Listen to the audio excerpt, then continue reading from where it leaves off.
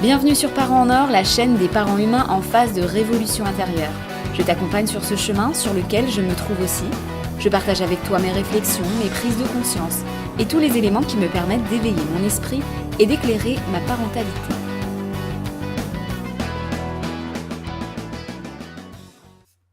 Salut, c'est Sandra, on se retrouve pour l'épisode de la semaine et je m'excuse d'abord avant tout de ne pas avoir pu faire d'épisode la semaine dernière. J'ai été extrêmement débordée dans mon rôle de maman, j'ai été très accaparée, donc j'ai pas eu de moment.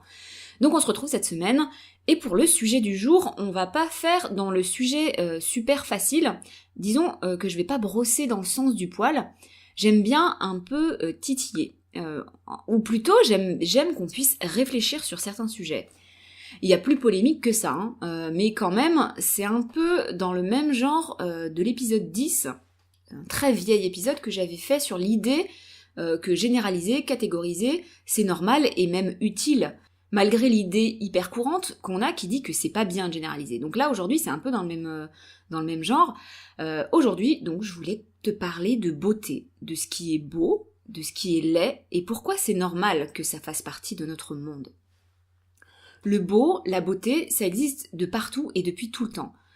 Tout le temps parce que il y a toujours eu des critères de beauté physique, mais aussi sur tout ce qui nous entoure, l'art, l'architecture, la nature, les couleurs, les associations de couleurs, les formes, la symétrie, les animaux qui nous entourent, etc. Depuis toujours, on a toujours classé les choses considérées belles et les choses considérées laides. Et bien sûr, ça inclut l'être humain. Je mettrai en lien de cet épisode un article sur l'histoire de la beauté. On y trouve l'évolution des critères de beauté du paléolithique jusqu'à aujourd'hui. Donc la beauté, ça existe depuis toujours, et l'importance qu'on y met existe depuis toujours. La beauté existe partout aussi. Chez les animaux, avec les plumes les plus colorées, la gorge la plus gonflée, les fesses les plus rouges, les bois les plus majestueux. Je te laisse attribuer ces critères à l'animal que tu veux, mais on peut pas nier que la beauté, elle a son importance dans le règne animal, et même dans le règne végétal. Dans le monde humain, on a une vision du beau de partout aussi. Les couleurs belles qui s'associent bien, la nature qui est belle, les arbres, les couleurs du coucher de soleil, la mer, la couleur des fleurs. On aime dire quand c'est beau, quand c'est pas beau. Dans toutes les formes d'art et de création aussi, évidemment, un tableau beau, un dessin superbe, des vêtements, un vase, une table, une matière, un bâtiment, des lunettes, une voiture, etc. Partout, dans tous les domaines, il est totalement commun et tout à fait accepté de dire que telle chose est belle ou telle chose l'est moins. Sauf lorsqu'il s'agit des humains directement. C'est pareil que le fait de généraliser. Ça dérange personne de généraliser sur les choses qui nous entourent, la météo, les comportements des animaux, etc. Sauf lorsqu'on le fait sur des humains. Pourtant, c'est tout aussi normal et naturel. La beauté a donc son importance, elle a même un rôle à la base. Le beau est recherché par notre cerveau parce qu'il est synonyme de bonnes choses, de choses saines. Les aliments qui ont pourri ont un esthétisme propre. Les êtres vivants malades, les êtres vivants difformes ont un esthétisme propre, c'est-à-dire identifiable. Tiens, là, ma pomme, elle est flétrie et marron, c'est mauvais pour moi. Donc la recherche d'un partenaire ou de personnes à côtoyer, c'est pareil pour notre cerveau. On cherche des personnes qui montrent le plus de signes de bonne santé, même si on peut se tromper bien sûr, mais le cerveau tend à chercher un maximum de ces signes de bonne santé. C'est con dit comme ça, parce que ça peut même paraître hyper choquant. C'est ainsi que fonctionne la nature. Le laid, le difforme, le malade est laissé derrière et ne sera pas choisi pour se reproduire. Parce que l'instinct cherche à perpétuer l'espèce et cherche donc le porteur des meilleurs gènes, plus susceptible de survivre. Donc ça, c'était pour expliquer comment fonctionne notre cerveau, qu'on le veuille ou non, on a quand même encore beaucoup de comportements et de réactions cérébrales instinctives et archaïques. Et bien sûr, ce n'est plus comme ça que ça fonctionne chez l'humain. On a contrecarré certaines lois de la nature. Enfin, pas totalement, mais disons que c'est pas le sujet du jour. Mais comme je le dis souvent, notre cerveau, lui, n'a pas évolué aussi vite. Il reste encore très empreint d'instinct et de comportements primaires. Des études ont montré que les gens, n'importe qui, quand je dis les gens, toi, moi, les gens lambda, des gens qui se disent même que la beauté c'est pas important, tout ça, les gens apportaient plus de crédit et plus de sympathie à un visage dit beau plutôt qu'à un visage moins beau. Tout ça de façon inconsciente. Je crois que cette étude est dans un des liens que je te mets. Sinon, j'essaierai de retrouver le lien directement de cette étude. Les critères de beauté sont culture dépendants et même groupe dépendants. Il y a des pays qui vénéreront les hanches larges quand d'autres adoreront les corps décharnés. Certains peuples aiment les femmes girafes, c'est des femmes qui se mettent des anneaux autour du cou pour faire grandir le cou. D'autres aimeront les hommes sans poils, etc. Il y a des critères de partout. Et puis, dans une même culture, dans un même pays, on y trouvera des groupes qui auront leurs propres critères de beauté. En France, on pourrait par exemple s'amuser à les énumérer, selon leur passion, leur mode de vie, leur vision. Les gothiques, les sportifs, les hipsters, les écolos, les rockers, les bikers, les hétéros, les homos, les citadins, les ruraux, etc. Tous ces groupes ont leur vision de ce qui est beau et de ce qui est moins beau. Même les personnes qui se disent marginales, qui souhaitent se détacher d'une société qui ne leur correspond pas, qui souhaitent revenir à l'essentiel, qui ne veulent plus du superflu, qui se disent donc totalement détachés de la société, même là, on retrouve quand même des groupes, des personnes liées par affinité, bien sûr, par la même vision des choses, qui pourraient même penser que la beauté, le physique, c'est pas important, et qui pourtant pourraient établir des idées sur la beauté quand même, qui auront donc une mode vestimentaire spécifique, un rapport aux cheveux, aux soins du visage et du corps spécifiques, des coiffures, des coupes de cheveux, des vêtements, des matières, des couleurs, etc. Donc je ne crois pas qu'on puisse échapper à la beauté et à des critères, quels qu'ils soient, et où que l'on se trouve. On peut se détacher des critères de beauté du courant principal, par exemple, mais où que l'on se trouvera, quel que soit notre mode de vie, notre vision des choses, on ne peut pas ne plus établir du tout d'avis sur la beauté qui nous entoure. Et je ne crois pas non plus qu'on puisse établir un jugement de beauté sur tout ce qui nous entoure, sauf comme par hasard nos confrères humains. Malgré ces variabilités dans les critères de beauté, il existe une certaine forme de beauté plus objective, des critères plus larges, un peu plus absolus, moins spécifiques. Globalement, un beau physique se traduit par un physique jeune, lisse, sans marque de vieillesse, ou pas trop, une symétrie, un placement adéquat des organes, des traits fins, etc. C'est-à-dire que globalement, en grosse majorité, tout le monde dira que, eh bien oui, Evangeline Lilly est belle et que Kit Harington est beau. Je crois qu'on peut difficilement dire le contraire. Et ce serait pareil pour des personnes au physique moins avantageux. Tu vois, là on est dans un gros tabou. Ça se dit pas en fait qu'on trouve quelqu'un de laid. Ça se dit pas parce que ça peut être blessant ou vexant pour la personne. Pourtant on le pense tous, probablement pour des physiques clairement laids.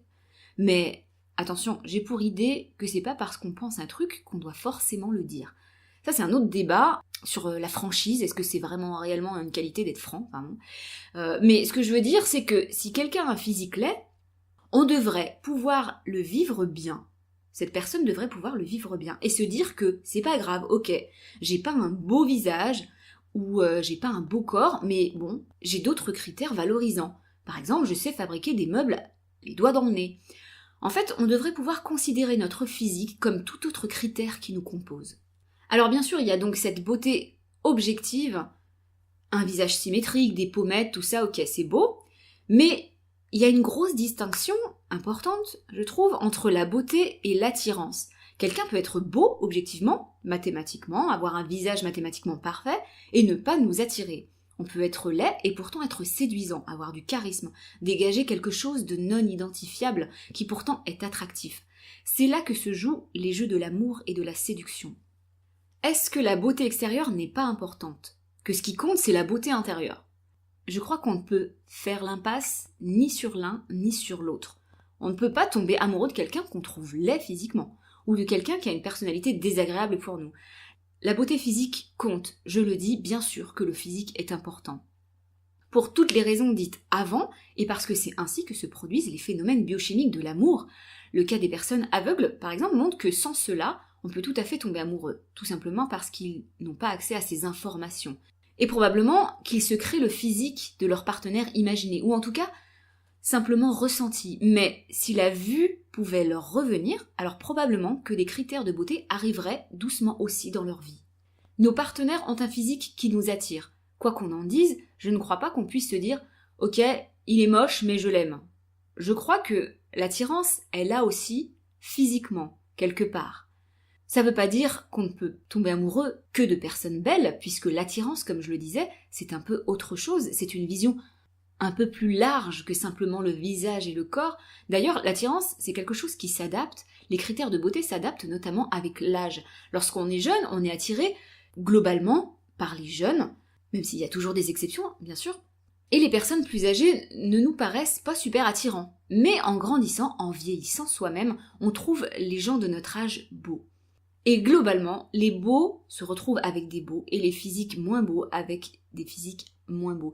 C'est une généralisation, mais maintenant tu sais ce que je pense de la généralisation, c'est quelque chose d'utile puisque oui, bien sûr, il y a des cas inverses, des exceptions, mais on ne peut pas nier que globalement, les très beaux sont entre eux et les très laids sont entre eux. C'est peut-être dur ce que je dis, je sais pas trop. J'ai toujours beaucoup de mal à établir ce qui pourrait être ressenti parce qu'en fait, mon but, c'est pas d'être blessante. Donc comme c'est pas du tout ce que je vise, j'ai toujours du mal à me rendre compte. C'est dur de parler de sujets un peu tabous, un peu blessants, tout en cherchant à en parler de façon un peu plus détachée des visions fermées de notre société et des courants globaux. Et de parler du coup du fonctionnement de ces comportements, de leurs origines et surtout de leur utilité, ou du fait que c'est tout à fait naturel et normal. La susceptibilité, le fait qu'on peut ne pas avoir réglé nos problèmes avec notre corps, notre visage, ça peut amener à mal recevoir des remarques sur nous, mal vivre le fait que des canons de beauté sont toujours mis en lumière et que nous, non. C'est un travail intérieur d'accepter son corps, son visage tel qu'il est, ou aussi chercher à modifier ce qui nous dérange trop, oui. Selon moi, c'est pas du tout critiquable en fait, de vouloir modifier son physique quand il n'est pas en accord avec ce qu'on aimerait porter, puisqu'on porte notre corps. Perso, par exemple, je m'estime loin des canons de beauté, je me trouve absolument très moyenne physiquement, et je sais qu'il n'y a pas un jour où je rêverais pas d'être plus grande, plus belle, parce que je me dis qu'être belle et grande, ça doit sacrément aider dans la vie. On m'a même dit, une fois quand j'étais avec un homme, cet homme m'a dit un jour, mais tu sais, Sandra, moi, des femmes plus belles que toi, j'en croise tous les jours.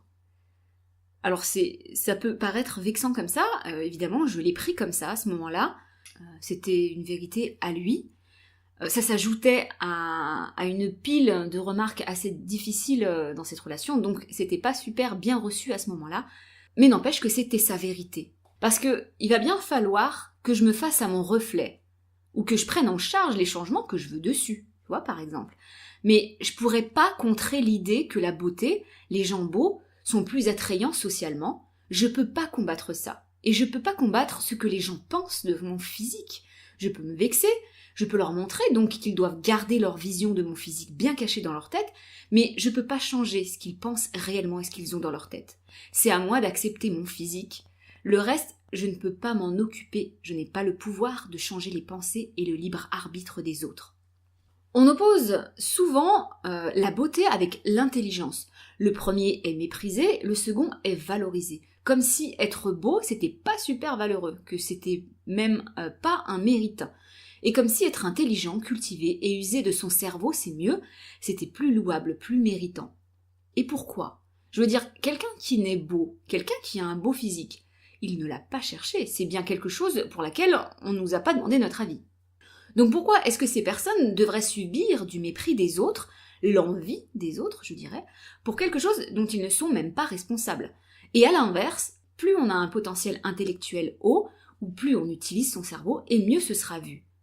Parce que, waouh, c'est valorisant de faire ça. Je crois pas qu'un critère soit mieux qu'un autre. Certains sauront fabriquer des meubles en bois, d'autres sauront reproduire une mélodie au piano rien qu'en l'écoutant, et d'autres auront de beaux yeux. Certains auront une chevelure magnifique, mais je crois pas qu'opposer un critère à un autre soit pertinent, ni même logique. Quelqu'un de beau a le droit d'être beau, a le droit de mettre ce critère en valeur, tout comme quelqu'un met un autre critère en valeur, peu importe. Le beau attise l'envie. Qui refuserait qu'on lui donne un visage et un corps beaux ? Peu de personnes, et même ces personnes-là ont encore des critères de beauté qui leur sont propres. Comme pour le besoin de généraliser, ici, la beauté et la tyrannie qui peut en découler est souvent dite comme un phénomène de société. Selon moi, c'est surtout un phénomène naturel. Et entend par là que c'est un phénomène directement recherché par notre cerveau pour des raisons instinctives et naturelles.